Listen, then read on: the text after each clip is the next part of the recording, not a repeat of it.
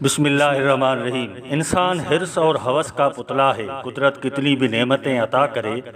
وہ بجائے قناعت اور شکر ادا کرنے کے اور زیادہ کے حصول میں بھاگ دوڑ سے باز نہیں آتا، اور اسی بھاگم بھاگ میں زندگی کی شمع اچانک بجھ جاتی ہے، اور پھر چار کندھے خالی ہاتھ بنا جیب کے کفن اور 2 گز زمین اس کا نصیب ہوتا ہے۔ روس کے نامور ناول نگار اور قلم کا لیو ٹالسٹائی، جس نے وار اینڈ پیس اور اینا کرینینا جیسے شاہکار ناول، افسانے اور کہانیاں لکھی، ان میں ایک مشہور کہانی ہے how much land does a man need, ایک انسان کو کتنی زمین کی ضرورت ہے۔ یہ کہانی انسان کی حرص و ہوس کی عکاسی کنندہ کہانی ہے۔ ایک کسان نے زمیندار کا اعلان سنا کہ جسے جتنی زمین چاہیے وہ آ کر لے جائے، لیکن شرط یہ ہے کہ وقت صبح سے غروب آفتاب تک ہی ہوگا۔ اس درمیان جتنی زمین پر کدال سے نشان لگا سکے وہ زمین اسی کی ہوگی۔ بالآخر وہ کسان اپنی سادہ اور پرکیف زندگی سے بے نیاز ہو کر زیادہ زمین اور جائیداد کے حصول کے لیے کدال سے نشان لگاتا جیسے جیسے آگے بڑھتا گیا، اس کے حرص اور لالچ میں بھی اضافہ ہوتا گیا، اور یوں وہ کافی دور نکل گیا۔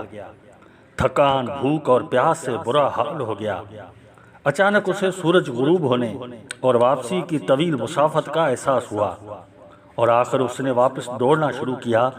اور سسکتے گرتے سنبھلتے غروب آفتاب سے بس 1-2 لمحہ پہلے اسی جگہ پہنچا جہاں وہ زمیندار اور دوسرے لوگ انتظار میں تھے۔ لیکن یہ کسان وہیں پہنچتے ہی نیچے گرا اور اس کی روح پرواز ہو گئی۔ زمیندار آگے بڑھا، اس کو دیکھا، واقعی وہ مر چکا تھا، اور اس کسان کے ہاتھ سے کدال لی اور اس کے ارد و گرد نشان لگایا، اور کہنے لگے کہ اس کسان کی اسی جگہ قبر بنا لو، کیونکہ در حقیقت اسے اتنی ہی یعنی 2 گز زمین کی ضرورت تھی۔ سلطنت مغلیہ کے آخری تاجدار بہادر شاہ ظفر نے اپنی زندگی کے آخر میں یہ غزل کہی تھی: